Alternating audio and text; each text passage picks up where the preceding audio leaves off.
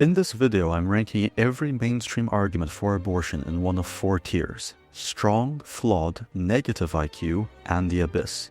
I'll also be briefly addressing and debunking each one. What if the child is disabled? This is pure eugenics. Someone being disabled does not invalidate their inherent worth and right to life as a human being.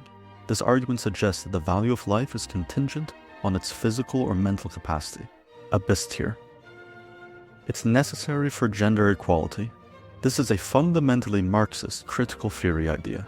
If your definition of equality requires the destruction of the most vulnerable human life, then you've embraced an ideology that leads to the abyss. True empowerment does not come from eliminating our children. Abortion is fine up till birth. The process of birth does not bestow personhood. There is no substantial, morally relevant difference between a baby 1 second before birth and 1 second after. This argument doesn't even try to hide what it is a defense of infanticide, and it represents a moral abyss. Demographics and overpopulation. This is literal eugenics, echoing the founder of Planned Parenthood, Margaret Sanger, who targeted minorities for population control. The solution to perceived overpopulation is never to murder the innocent. This is the logic of the abyss, where human beings are treated as statistics to be managed. Consent to intimacy is not consent to pregnancy / birth control fails. This is like saying consent to investing money in the stock market is not consent to losing it. You knew this was a risk. Every voluntary action carries inherent risks and potential consequences. We don't solve the consequences of our actions by destroying an innocent third party. Negative IQ tier. Life begins at heartbeat. Your worth as a human being is not derived from how operational your heart is. We all understand this intuitively. When someone has a cardiac arrest, we don't declare them non-human, we try to save them. Negative IQ. Life begins at viability. Children, both born and unborn, are dependent on others. A newborn is dependent for food, a toddler for cleaning, a sickly elder for care. If dependency invalidates a right to life, then parents should have the right to abandon their born children to die. It's a self-refuting argument. Negative IQ. My body, my choice. A catchy slogan about a biological fallacy.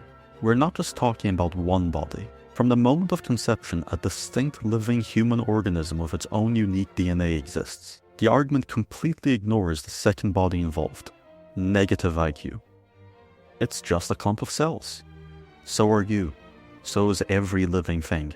This is a meaningless statement that attempts to dehumanize the unborn by reducing them to their biological components, ignoring the scientific fact that this clump of cells is a whole living human organism at the earliest stage of development. Negative IQ. If you ban abortion, people will just do it illegally. We don't legalize any other act, theft, murder, fraud, just because people might do it illegally. The point of the law is to be a teacher and a standard of justice, not to capitulate to criminality. Negative IQ. Men shouldn't have a say. This is a classic ad hominem fallacy, attacking the speaker instead of the argument. Truth is not determined by your sex. Furthermore, this argument conveniently ignores the millions of pro-life women who lead this movement. Negative IQ.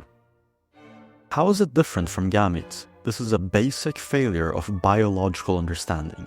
A sperm or egg, a gamete, is a haploid. It contains half the DNA needed for a human and will never develop into anything on its own. A zygote is a diploid, genetically complete, unique human organism that has already begun the process of development. They are categorically different. Negative IQ. Life begins at neurological activity. This is one of the strongest secular arguments. We do consider brain death to be the death of a person. However, the key difference is potential. A brain-dead patient has lost their potential for consciousness. An unborn child is on the continuous trajectory towards consciousness.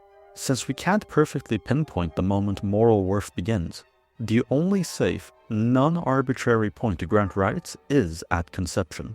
Anything else is an arbitrary denial of humanity. Flawed tier.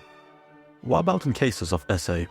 This is a heart-wrenching scenario, but 99% of the time it's used disingenuously as a gotcha by people whose position includes far more than just SA. However, for the person who is genuinely pro-life except in this case, it's more understandable as it does remove the woman's agency. But we must ask, does a traumatic conception justify a lethal solution? We intuitively understand that the child, who is also an innocent victim, does not deserve a death sentence for the crime of the father. The moral choice is clear: flawed tier. What if it's a medical necessity? I actually agree with this one in principle. In a genuine, life-threatening situation where a doctor must act to save the mother's life, and the child's death is an unintended but unavoidable side effect, this is morally justifiable. This is the principle of double effect. The key is the intent. The goal is to save a life, not to kill. However, the term medical necessity is often stretched to include things that are not immediately life-threatening, which dilutes the legitimacy of this very narrow exception. Still, our one and only strong tier. That concludes this tier list. If you think there's any more arguments that you would like to see addressed, let us know in the comments.